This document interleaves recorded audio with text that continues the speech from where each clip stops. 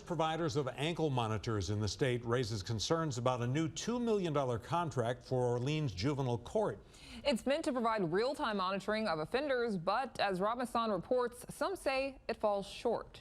Ever since last year's murder of tour guide Christy Thibodeau in the French Quarter, real-time monitoring of juvenile offenders has been a council priority. What took a little bit of time was the hiring of the probation and parole officers. You're constantly hearing how, of course, it's like every law enforcement agency is having trouble hiring, and so that was the issue. So now they've hired up the probation and parole officers. Council members and others have now worked out the details of a multi-million-dollar pilot program kicking in this week.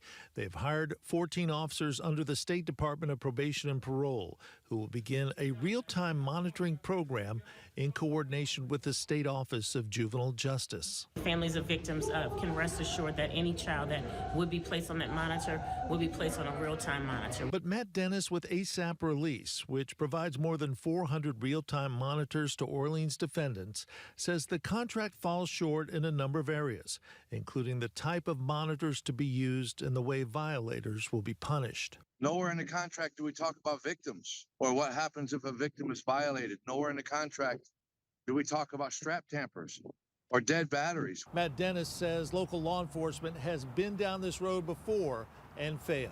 The biggest thing that strikes me is we talk about 25 people. So we've raised the income, the amount of money we're going to spend.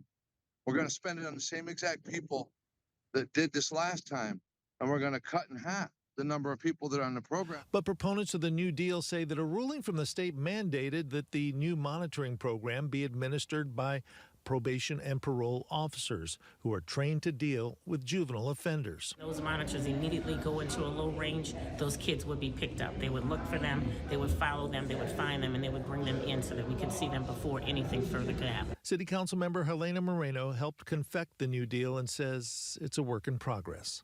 This is not the panacea. This is just strengthening a tool that judges already had to have monitoring. Moreno says under the new contract, probation and parole officers will react anytime someone tampers with a monitor, and she says appropriate steps will then be taken by specially trained agents beginning this week.